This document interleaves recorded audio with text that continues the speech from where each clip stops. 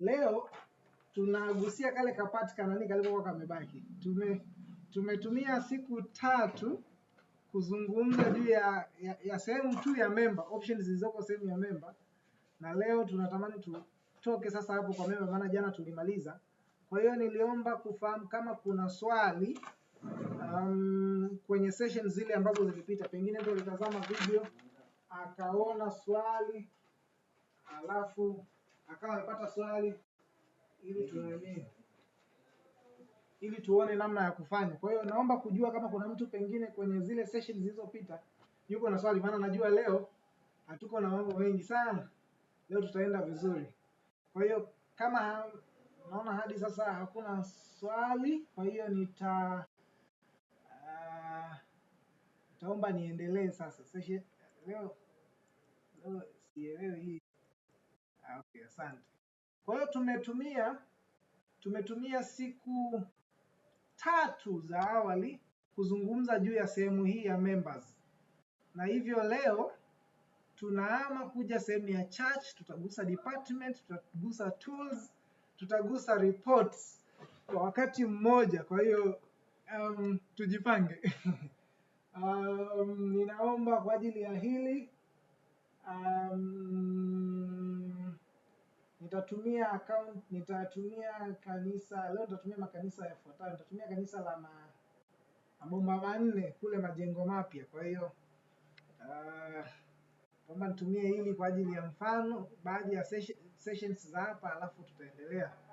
Sasa tulishazungumza juu ya habari ya search/new, tulisema hapa ndipo tunapoongezea washiriki wapya. Tulizungumza juu ya habari ya bulk update, tukasema kwamba hapa ndipo tunapoingizia washiriki, tunapobadilisha taarifa za washiriki wengi kwa wakati mmoja, tunahariri taarifa za washiriki wengi kwa wakati mmoja. Tulizungumza juu ya habari ya transfers, tukasema kwamba hapa ndipo mambo yote ya uhamisho yanafanyikia. Tulizungumza juu ya habari ya absent or whereabouts unknown, tukasema kwamba hili litazungumziwa kwenye seminar, kwa sababu ni swala la ngoja ni pin hapa, kwa sababu ni kaswala ka kiutaratibu kidogo. Kwa hiyo tukikutana kwenye seminar za makarani huko ama za coordinators, tutazungumza habari hiyo hapo. Tumefanya hivyo ili kasije kakawa misused hapa katikati. Tulizungumza juu ya habari ya categories, tukasema hapa ndipo tunapoweza kuassign watu wetu makundi mbalimbali kati ya yale makundi 6 ambayo tunakuwa nayo kwenye mfumo. Na mwisho tulisema hapa tutapatumia kwa ajili ya kucheck yale majina ambayo yanaweza kana yamejirudia, kwa mfano potential duplicates. Kwa hiyo tuligusia maeneo hayo, na leo sasa tunatoka sehemu ya member tunaanza kuja sehemu ya church. Sasa kwa kanisa mahalia naomba nitumie sasa kwa ajili ya hili nitaomba niondoe kwanza hii, ni stop sharing kwanza, ili ni share account nyingine ambayo ni ya kanisa mahali au at least ni ya mtaa, ili isiwe na eka nyingi. Asante, hii hapa. Alafu naomba pia hapa kwa wale ambao nina record, ili wale watakaotazama baadaye ili wajue kwamba tuliama. Asante. Nadhani leo kwa sehemu kubwa nitatumia tu account hiyo ya pili. Sawa, sasa naamini hiyo screen inaonekana niliyo share sasa. Okay,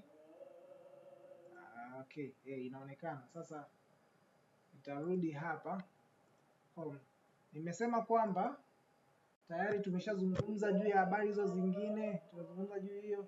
Naomba tuzungumze juu ya habari ya church. Sasa kwa kanisa lako mahalia, kwa mtu mwenye access ya kanisa mahalia, sehemu ya church yeye ataitumia tu kwa ajili ya kutazama kanisa lake. Kwa hiyo kiujumla ni kwamba hapa hana mambo mengi ambayo anaweza akafanya akiwa hapa kwa mtu wa kanisa mahalia. Kama tungekuwa tuna makundi kwenye kanisa hili tungeyaona hapa, kwa sababu tumekuwa kwa kawaida hatuko na kaida ya kusajili makundi kwenye mfumo wa SMS at least kwa huku kwetu, lakini unaweza ukaona hapa. Kwa hiyo unaweza ukaona mawasiliano ya hili kanisa, utaona kwamba hakuna mawasiliano ya hili kanisa, lakini kama kiongozi wa kanisa unaweza ukaja ukaedit ukaweka mawasiliano ya kanisa. Kama mna mawasiliano, labda mna PO box yenu mnayoitumia, ama mna namba ya simu ama email, hicho ndicho unachoweza kuja kukifanya sehemu ya church hapa. Kwa hiyo tuseme labda kanisa la mabomba manne wangekuwa na email yao inasema labda mabomba mabomba manne at sncadventist.or.tz angeiweka hapo, na kama wana namba ya simu ya kanisa akaiweka hapo, na baadaye angesave. Akisave itaweka taarifa hizo. Sasa mtu anayetafuta kanisa la mabomba manne anaweza akaona taarifa hizo za mawasiliano hapa. Kwa hiyo sasa hivi tunaona email angalau, angeweka na namba ya simu tungeiona hapa. Kwa hiyo kiujumla, wewe sehemu hii ya church unachoweza kukifanya ni kuja kuedit taarifa za kanisa lako, taarifa za mawasiliano za kanisa lako, wapi linapatikana, address yake na vitu kama hivyo. Kwa hiyo hilo ni jambo ambalo linafanyika sehemu hiyo ya church. Kiujumla ni kwamba unaweza ukatafuta makanisa mengine, pengine nataka kupata kanisa, nataka kuwasiliana na karani, au nataka kuwasiliana na watu wa Nyegezi. Mimi ni karani wa mabomba manne, au ni karani hapa tuko mabomba manne, lakini ningetamani kupata mawasiliano ya watu wa Buzuruga. Kwa hiyo inaweza nikaja nikaandika samani, kuna mtu hajazima mic, samani. Fikiri ngoja nizime. Asante.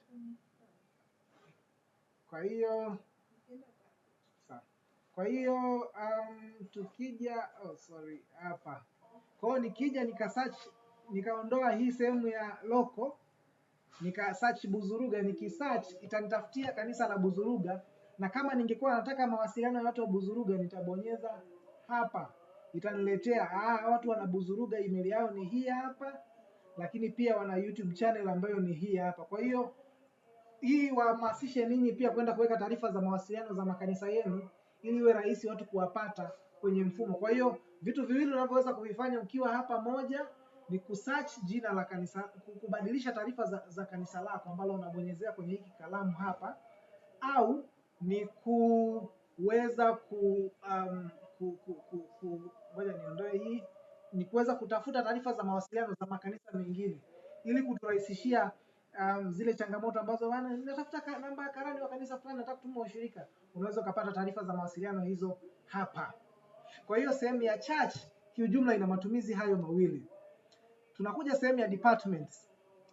Yenyewe ina menu mbili. Naomba nizungumze juu ya habari ya kwanza, church officers.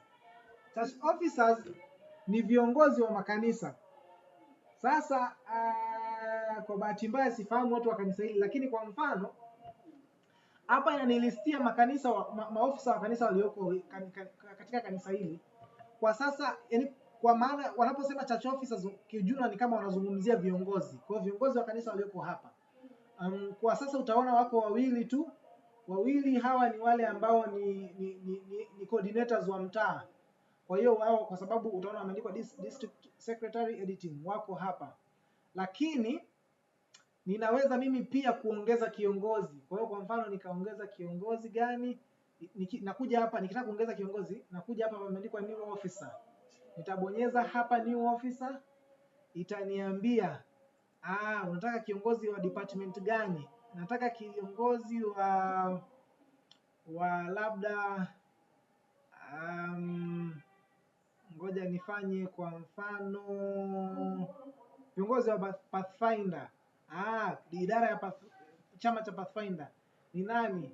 Ni director, kiongozi au wasaidizi wake. Basi huyu bwana ni kiongozi wa Pathfinders.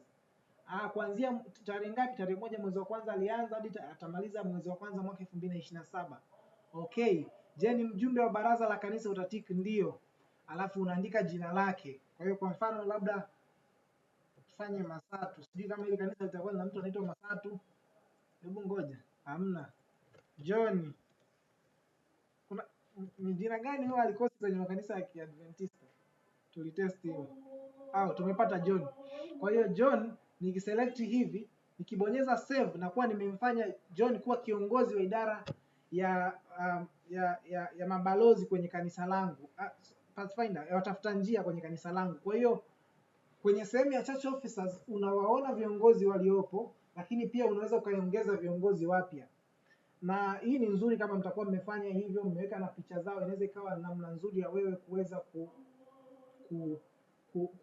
kuona namna nzuri ya kufanyia kazi kwenye kanisa lako. Mkawa ni rahisi kuvuta taarifa za viongozi hata kwenye kanisa lako, na tutakapokuwa tukidili na habari ya contacts mtaelewa kwa nini hili jambo pia ni la muhimu. Kwa unaweza ukaassign viongozi kwa namna hiyo. Hapa pia kuna option ya kumanage departments. Sasa unaweza ukaanzisha department mpya kwa kanisa lenu.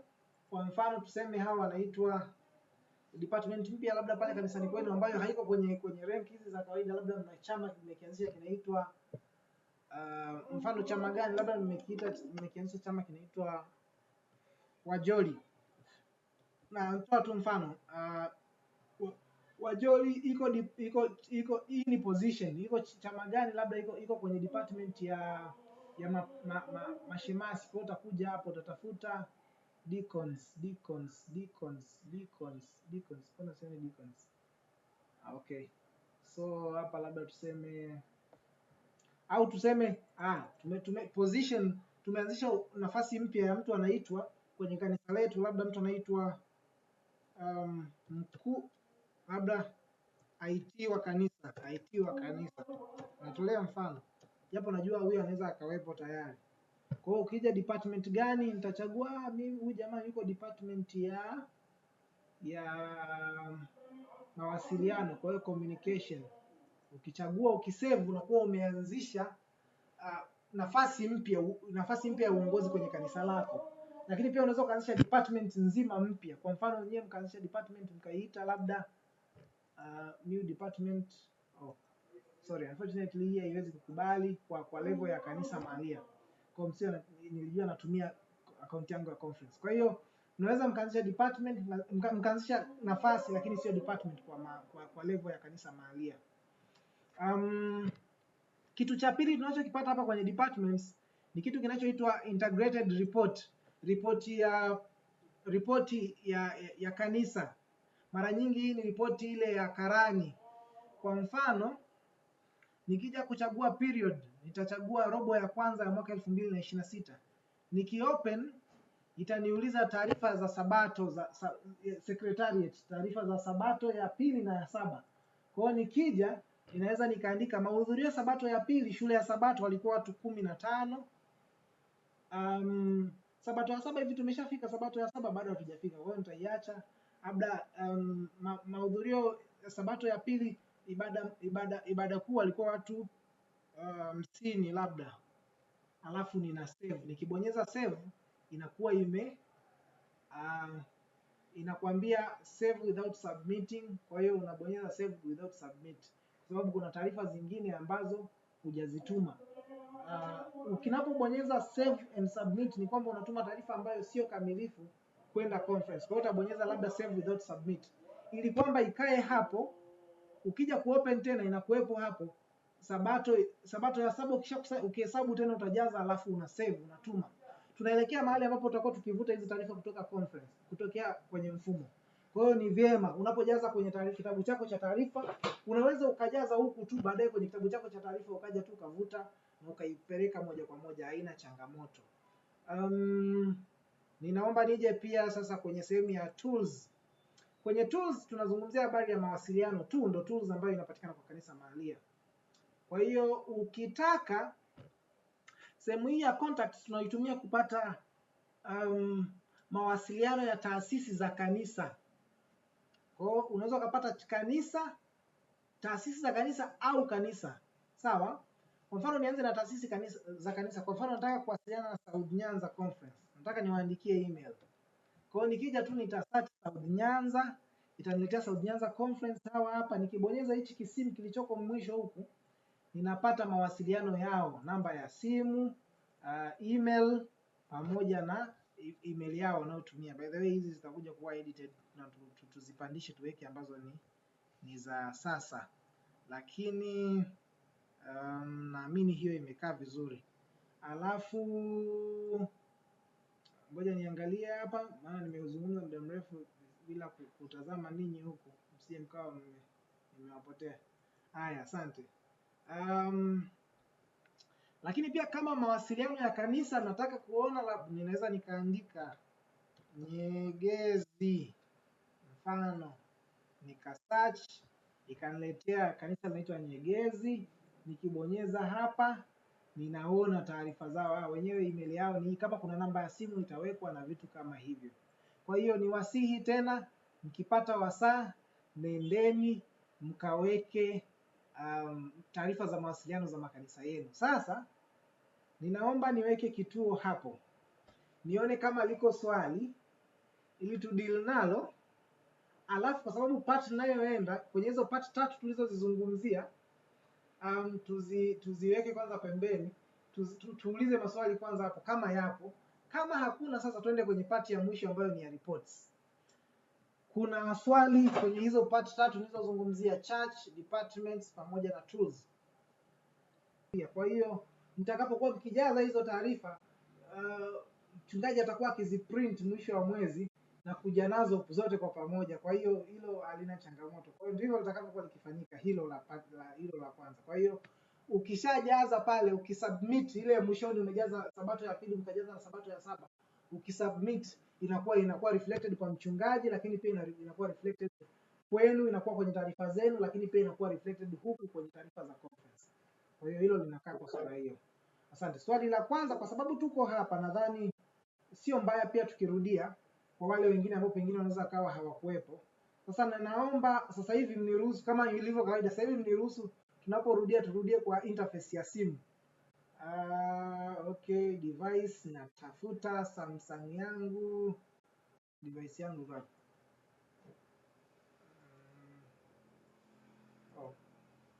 Ngoja tufanye Samsung S20. Asante. Hilo limekaa fit to window, sawa. Sasa ukitaka ngoja nirudi hapa. Ukitaka kubadili kuweka taarifa za mawasiliano za kanisa lako, utakuja kwenye new hapa kwenye menu, alafu utakuja church, alafu utakuja search/new, sawa. Kwa kawaida ukifungua hapa utaona jina la kanisa lako liko hapa. Kwa hiyo utabonyeza tu aka icon ka kalamu, itakuletea okay, kuna majina hapo. Sasa hizi changes kuna zingine ukifanya, kwa mfano kama jina la kanisa ukibadili, italazimu conference walipitisha, litoenda moja kwa moja. Lakini kwa mfano namba ya simu ukaja ukaandika labda 06 20 30 57 29, alafu email kwa umeandika, kama mna fax unaweka, kama mna Facebook utaweka, mna Instagram utaweka, YouTube utaweka, Twitter, una website, mna vitu gani pale kanisani kwenu, mna mtafsiri wa lugha za alama kama Nyamanoro najua mko nao, mko na wheelchair, kuna projector, kuna internet, vyote vile unavyoona ni taarifa ambazo watu wanaweza wakawa wanatamani kuzifahamu kuhusiana na kanisa lenu.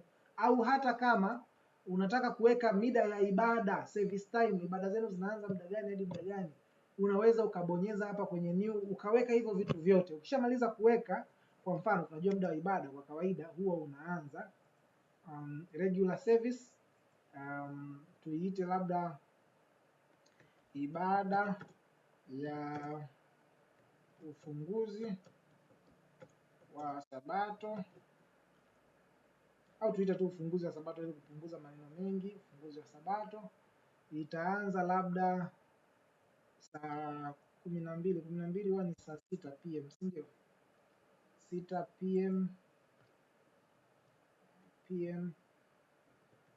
PM inaanza saa Friday ni saa, basi tufanye saa 11:30 ili tusije tukawa tumepoteza watu. Saa 11:30, alafu ukimaliza una save. Kwa hiyo mwisho wa siku ukisha save hizi taarifa zote, mtu akija kutazama kanisa lenu, kwa mfano sasa turudi hapa kwenye, unaweza pia ukapika kanisa lenu liko wapi kwenye ramani, vyote unaweza kuvifanya hapo. Baada ya hapo ukirudi hapa kwenye search, ni kwamba mtu anaweza akaona taarifa hizo hiyo.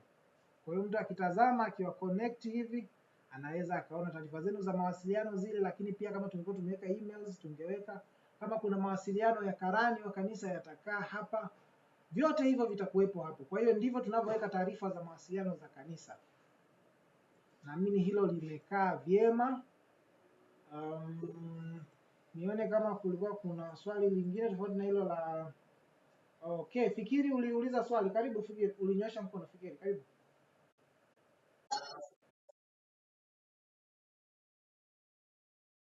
Mm.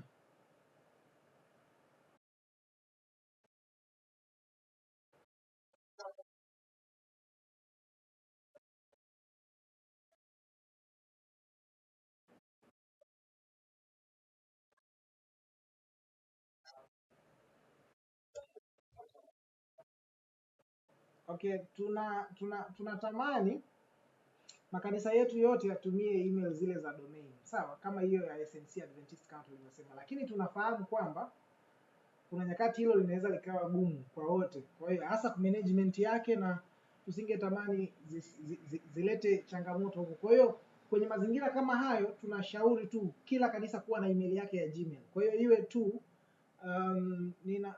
ningependelea ziwe na muonekano, lakini ziwe zinaonesha, ziwe na utambulisho, labda niseme hivyo, yani kama inakuwa ya Gmail umefungua ya kawaida, lakini angalau iwe basi na utambulisho. Kwa mfano kanisa lenu linaitwa, fikiri unatokea kanisa gani samani?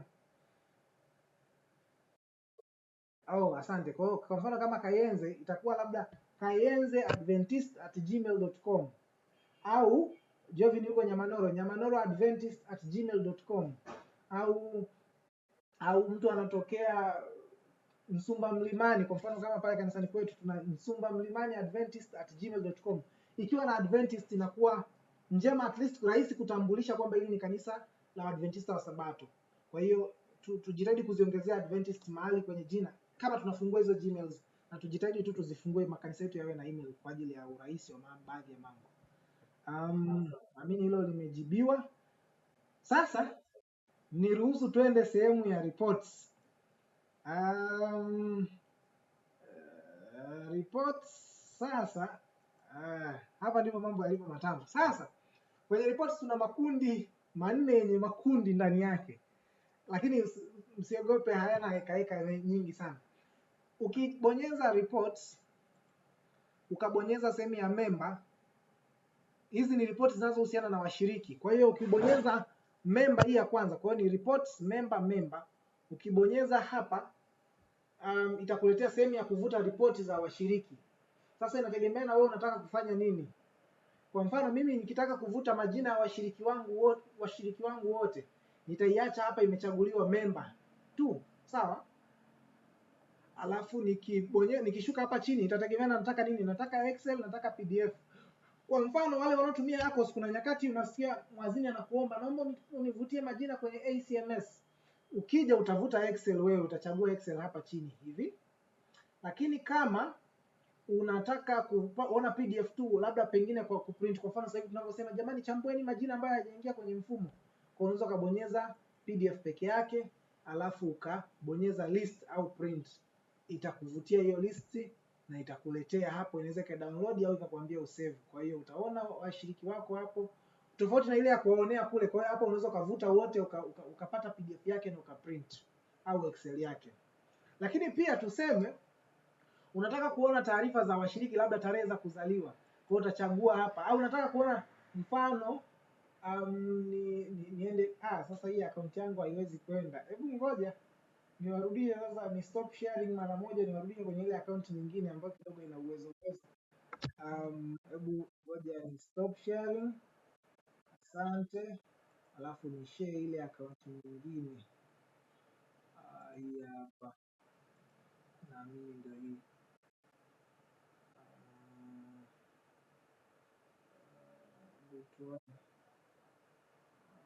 Tuone account gani hapa.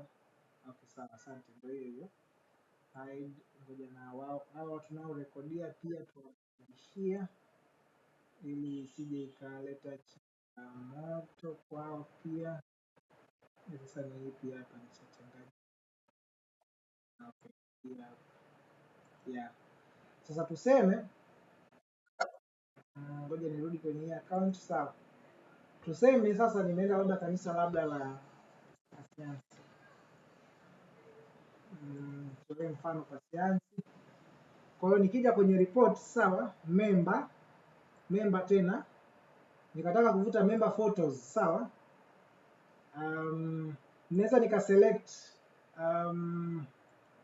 tu kuvuta taarifa zao. Kwa hiyo nikibonyeza PDF list, nikibonyeza list hapo inaniletea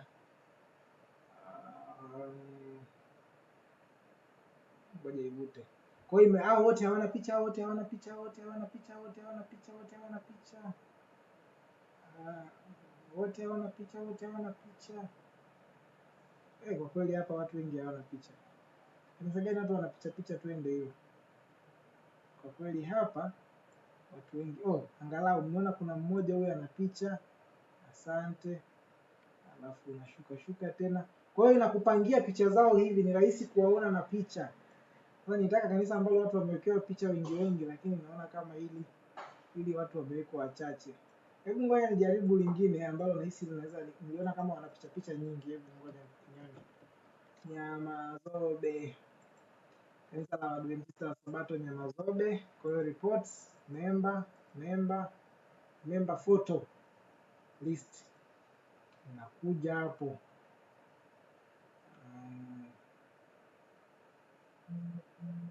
Kwa ile inakuwa inakuletea jina na picha ya yule mshiriki. Ngoja ivute vute, maana nahisi hao watu wengi, ndio maana imechukua muda. Yeah.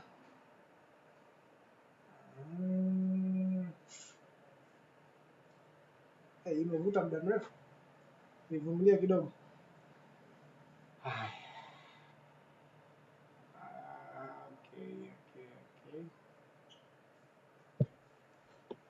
Okay, haya, asante. Kwa hiyo hapa unaona huyu bwana ndo Abel. Huyu Abel hana picha, Agnes huyu hapa. Kwa hiyo unaweza kuona picha za washiriki wako kama umeziweka sasa. Kwa hiyo hii wahamasishe pia kwenda kuweka picha za washiriki wenu. Kwa hiyo inaweza kuwa rahisi hata kumtambua kwa sura. Wakati fulani tunasema mshiriki fulani amepotea. Kwa hiyo unaweza kuwa rahisi tu kusema hebu ngoja tu print picha tuone. Huyu unawabandika na picha kabisa pale. Wanaofahamu huyu mshiriki aliko, inaweza kuwa rahisi kuliko kusema jamani tupatieni tu majina hivyo. Kwa hiyo ndivyo hii kitu inafanya kazi sehemu hiyo. Lakini pia kingine unachoweza kuvuta ukiwa hapa ni registration form. Sasa kuna ile form niliyowatumia, ngoja nivute kwa mfano hii hapa. Kuna namba 10 au namba 6. Ukibonyeza hivi inaweza kukuletea form ya usajili wa ACMS. Sasa okay. Namba 6 ni fomu za usajili za washiriki zilizojazwa, sawa, kwa washiriki wako wote. Kwa hiyo unaweza ukaziprint zikiwa na majina ili wakujazie taarifa ambazo zimebaki, au unaweza ukavuta ambayo ni plain, ambayo haina taarifa kabisa, registration form ambayo ni blank, ili uwapelekee wajaze wote wakujazie. Kwa mfano hii hapa ni blank, kwa hiyo unaweza ukanani. Sasa swali ambalo najua mtaniuliza, naomba nijiandae mapema kulijibu. Kwa mfano nikawa nataka hii fomu itoke kwa Kiswahili.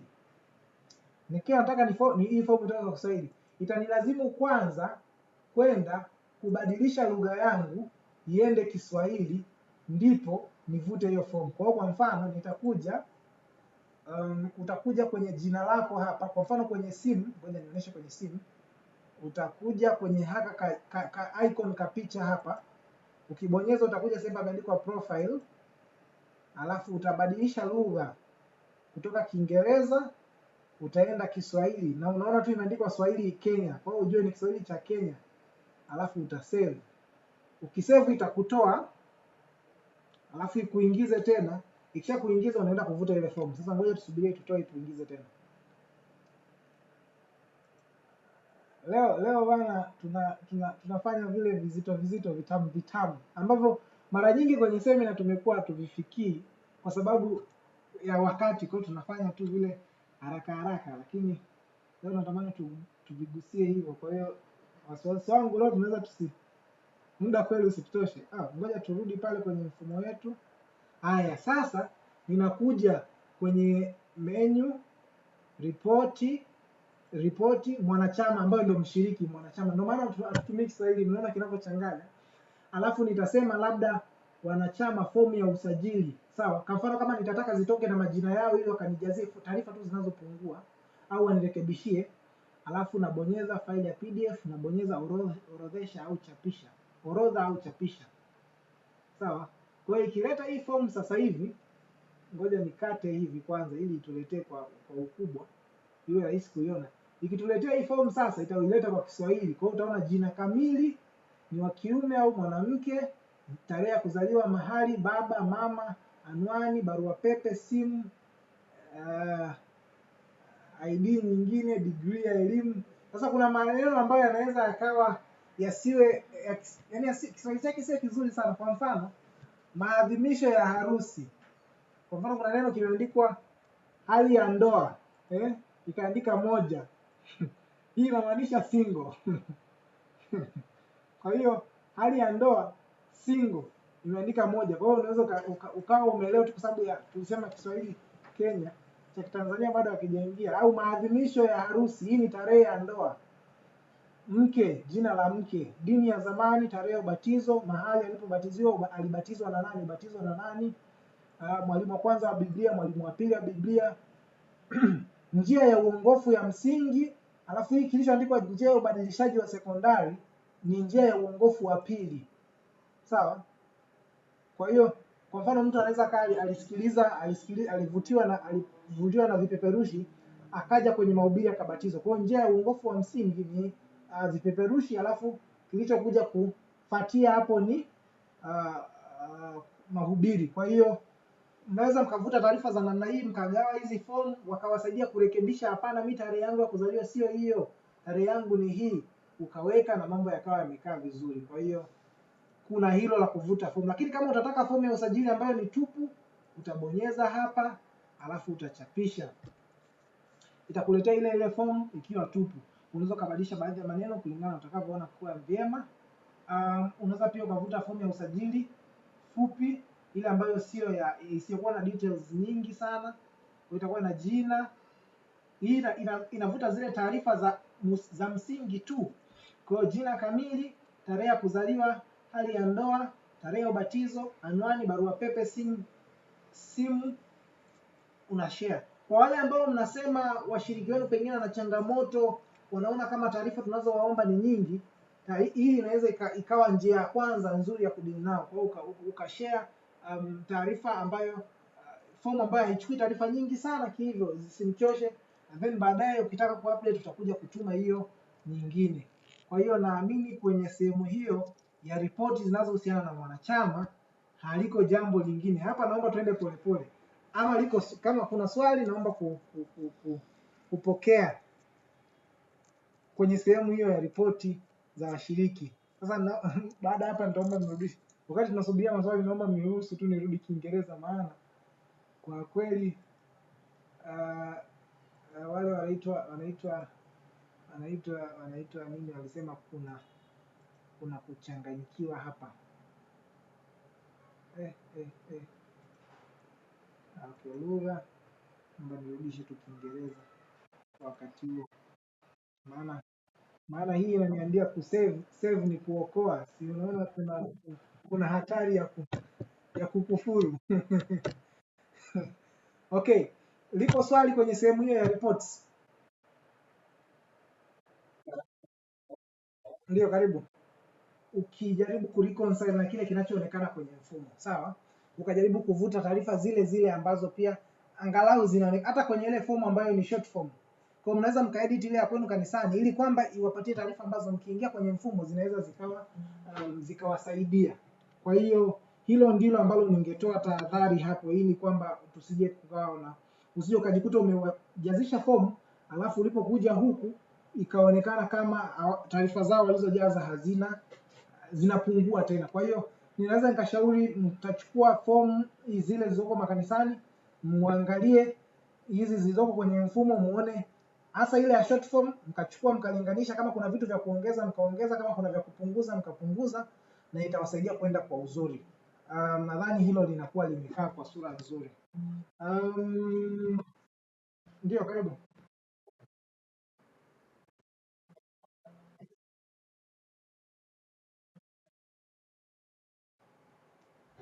Ndio, unaweza kuzidownload. Unaweza kuzidownload ukazitoa hivyo hivyo. Asante. Haya, sasa hamna swali jingine naamini kwa. Asante. Naamini sijaona swali jingine. Halo?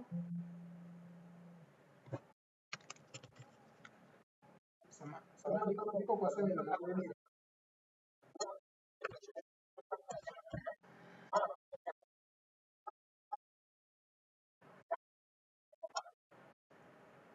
Wanaomba kupiga picha.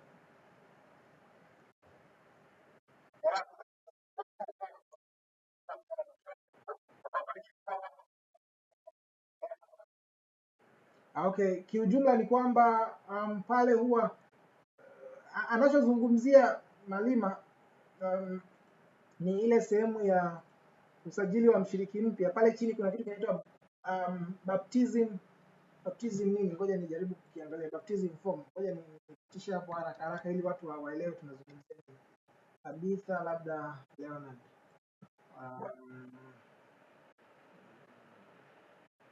Sasa mtandao nao leo umekuwa korofi kidogo, lakini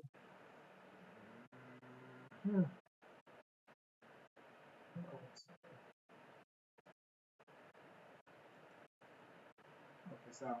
Kwa mfano create new, anachozungumzia ni hiki hapa, attach baptism form. Kwa hiyo mara nyingi hii inategemeana na ulichokichagua hapa. Kwa mfano kama hapo ukichagua adjustment, ukija ku attach baptism form, itakwambia unaweza ukadrag, yani unaweza ukaiscan au ukawa umeshazisave. Sasa kitu ambacho mimi ninashauri huwa umeshazisave kabisa hizo form zako, alafu uko nazo kwenye kompyuta. Kwa hiyo kwa mfano nikitaka kuweka document, kwa mfano hii hapa, nika select, itaniambia transaction type baptism, alafu nikachagua tarehe labda kuna hiyo, view document inanionyesha document gani nilikuwa nataka kuiweka, alafu natakiwa close view ni save. Kwa hiyo inakuwa imeiattach kwa namna hiyo. Sasa sijaelewa changamoto wao unaipata wapi, lakini inachukua huwa inafanya kazi namna hiyo. Unapaswa kuwa huku juu umeshachagua kitu. Sawa? Kwa hivyo ndivyo inavyofanya kazi. Asante. Okay. Naomba sasa tuendelee kwenye sehemu ya reports. Na sasa nigusie reports za hizi nyingine mtakapokuwa mkifanya kazi mtakuja kugundua, lakini nyingi ni zinavuta taarifa zile zile ambazo zilizoko kwenye member. Nakuambia fulani ni ndugu wa fulani, nani ni nini, kama taarifa zilijazwa kwa uzuri. Ambacho ninachoweza kufuata za ziada, kwa mfano hapa kwenye member, ukija kwenye member transaction statistics, unaweza ukavuta taarifa za washiriki wako kwa jinsia. Kwa mfano by gender, hapa kiprint nakwambia hapa kuna watu ambao wanawake ni 309, wanaume 195, watu watatu jinsia zao hazijaandikwa kwenye mfumo, unstated. Lakini pia unaweza ukavuta kwa umri, ukachagua total by age. Ukisearch itakuwa naam. Hello?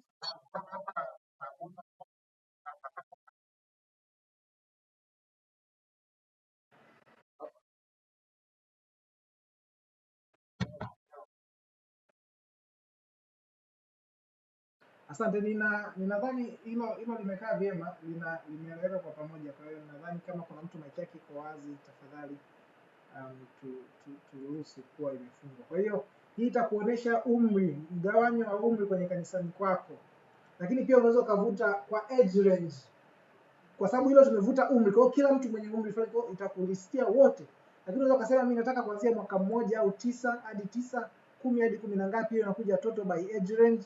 Unaweza ukasema ianzie miaka 0 hadi 15, alafu 16 hadi 35, alafu 36 hadi labda 100, alafu 100 hadi labda buku. Alafu ukavuta listi hiyo. Kwa hiyo ukivuta hiyo listi, mfumo utajaribu kuchanganua hapo, ngoja uwaweke kwenye makundi rika, utakwambia sasa hii. Kwa hiyo kwenye miaka 0 hadi 15 wanaume ni kiasi hiki, wanawake ni kiasi hiki, ambao hatufahamu ni hawa. Kwenye kundi hili wanaume ni kiasi hiki, wanawake ni kiasi hiki.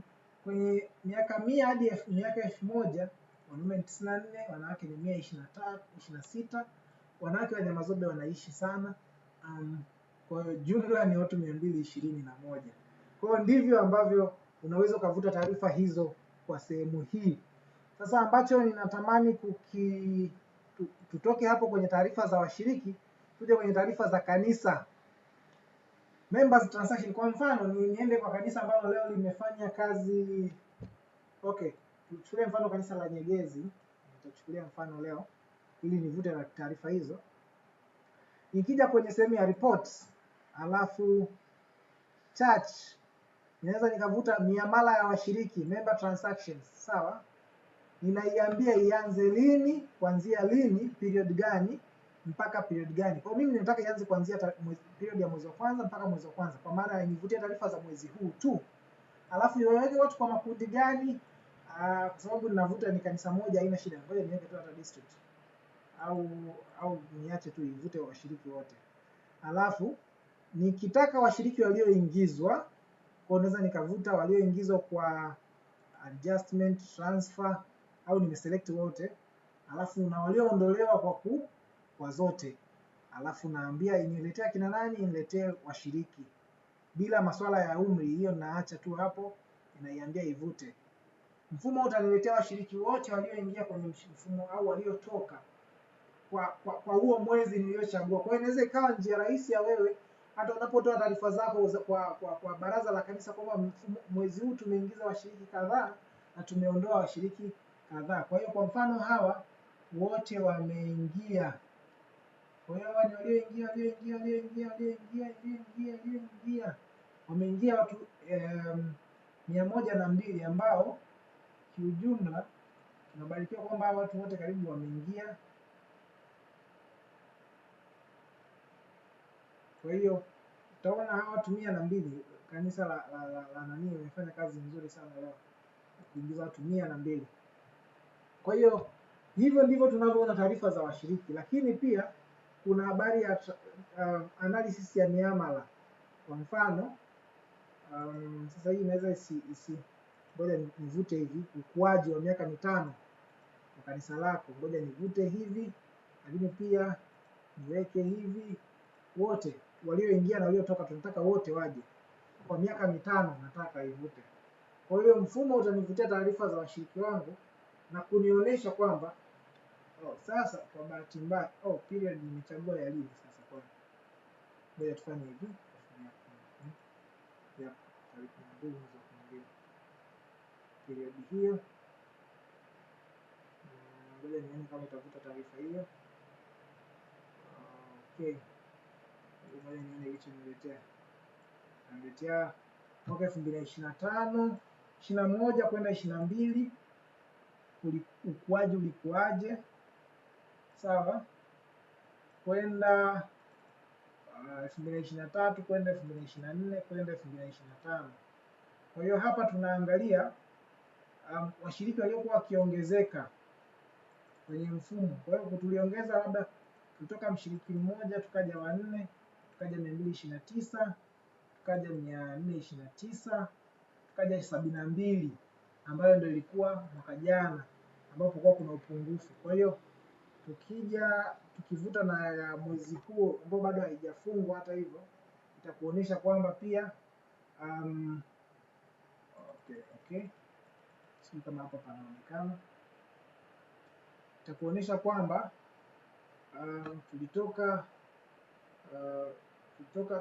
tuliongeza mtu mmoja mwaka 2023, tukaongeza mwaka 2024, 2025 tukaongeza 32, 2026 tukaja tukaongeza watu 102. Hawa ni wale, inapozungumzia watu walioongezeka, wanazungumzia watu ambao wameongezeka kwa njia ya ubatizo. Yaani wale ambao umeingiza kwenye mfumo wako kwa namna ya ubatizo, sio adjustment. Mara nyingi ni baptism. Okay. Lakini pia kwenye sehemu ya church hapa ninaweza pia nikaja departments. Nikaja kuvuta taarifa za church officers, viongozi wa kanisa. Sasa nakumbuka kule nilipozungumza juu ya kuingiza viongozi wa kanisa na mawasiliano yao, Kwa mfano ukitaka kuprint hiyo list umpatie mchungaji, unakuja hapa sasa kwenye report departments, alafu church officers. Unataka labda church officers na walio ni wajumbe wa baraza la kanisa. Ukivuta tu hapa itavuta wajumbe wa baraza la kanisa wote walioko kwenye kanisa hili, ambao kwa sasa walioingizwa humu ndani ni 5 kwa maana ya mchungaji wao pamoja na, kwa hiyo inakuwa kitu kama hiki, Lakini pia hii inaweza kurahisishia kwamba sasa sioni hapa. Okay. Inakuonyesha nani anaitwa nani na mawasiliano yake ni yapi. Nani anaitwa nani, mawasiliano yake ni yapi. Kwa hiyo hii inakusaidia wewe kuweza kufanya mambo yako kwa urahisi bila kuwa na changamoto hizo za kuhitaji kuwa na namba labda pengine wakati wote. Kwa hiyo ukiingiza kila kiongozi wako na taarifa zake, inaweza ikawa njia nzuri zaidi ya wewe kupata taarifa hizo. Kuna habari ya integrated report ile tuliyojaza kule. Kwa hiyo ukitaka kuvuta report hiyo sasa, kwa mfano nataka ya robo ya 3, idara zote robo ya 3, nataka hiyo robo ya 3, robo ya 4 ya mwaka jana ninavuta. Kwa hiyo hii inakuwa imesha download, inaletea kama Excel. Sasa mimi najua hiyo Excel iliyovutwa hapo sasa hamjaiona, lakini nitajitahidi niwaoneshe hapa. Haina kitu, kwa hiyo hata hamna haja ya kuonesha, lakini kama atakayekuwa amejaza, mtakuwa mmejaza taarifa zenu kwa uaminifu, unaweza kuvuta taarifa ya mwaka, robo au hata miaka 2 mitatu kulingana na jinsi ambavyo mtakuwa mmeona ikienda. Lakini cha mwisho ni statistical analysis. Naomba hii ndio ile ambayo tumekuwa tukijaza kila robo. Kwa hiyo kwa mfano nataka kuvuta ripoti ya mwaka 2025 ya hili kanisa. Kwa hiyo nitakuja 2025 monthly report na iambie iniletee monthly report. Itaniletea kwamba kwa mwezi huu kama walio makarani walioko humu mtakubaliana na mimi kwamba fomu ile mnayojaza kila robo huwa inafanana na hii. Kwa hiyo hii sasa inakuonyesha mwezi. Wakati tunaanza tulikuwa washiriki wangapi? 1700, wakabatizwa watu 10, wakaama watu 2 kuingia, tukarekebisha watu 19, tukawa tumeongeza jumla watu 31. Akafariki mmoja, hamna aliyefutwa, kwa hiyo aliyepungua ni mmoja. Kwa hiyo hii ni 1785 jumlisha watu 31 toa huyu mtu mmoja, ambayo inakuja kuangukia hapa kwenye 1815. Kwa hiyo ile robo, taarifa ya robo kama tungekuwa tunatumia mfumo vizuri, ingekuwa hamna haja ya kuhangaika nayo. Kwa hiyo hiyo inakuja inapatikana kwa namna hiyo tu. Unakuja kwenye reports, alafu statistical analysis, alafu transaction summary, alafu unaambia wewe unataka miezi mingapi, ya mwaka ngapi, itakulistia zote na utaendelea vizuri. So far leo ninakuwa nimehitimisha yale.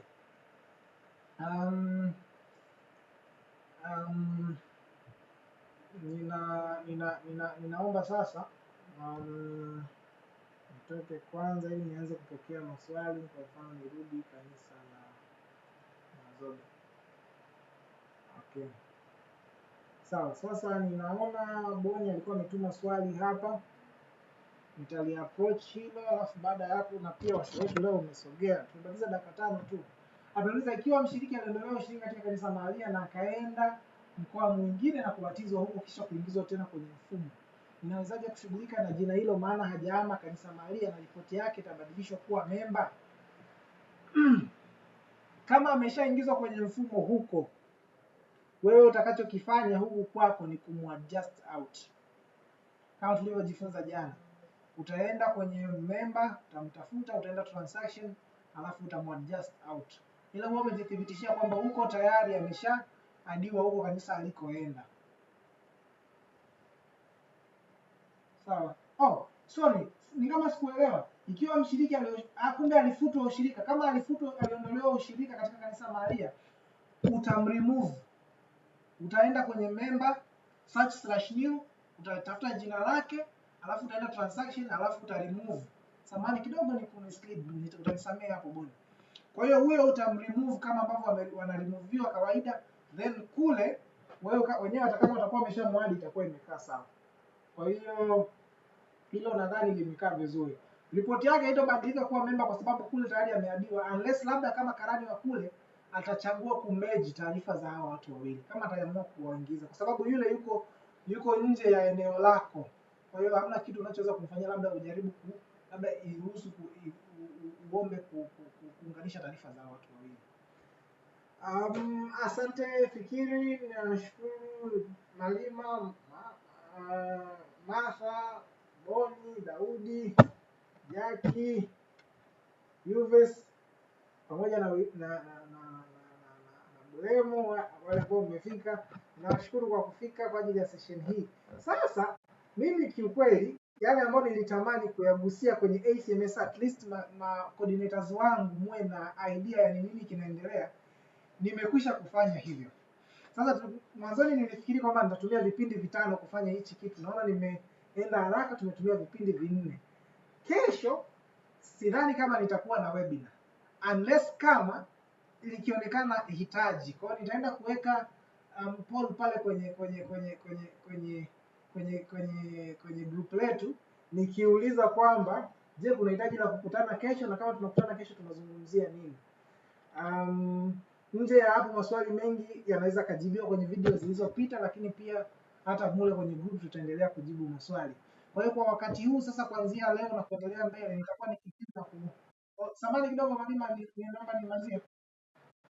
Kuanzia hapo kwenda mbele tutakuwa tukidili hasa na kuzungumzia kutengeneza account, kurekebisha mambo na vitu kama hivyo, kuendelea kushare mawazo ya hapa na pale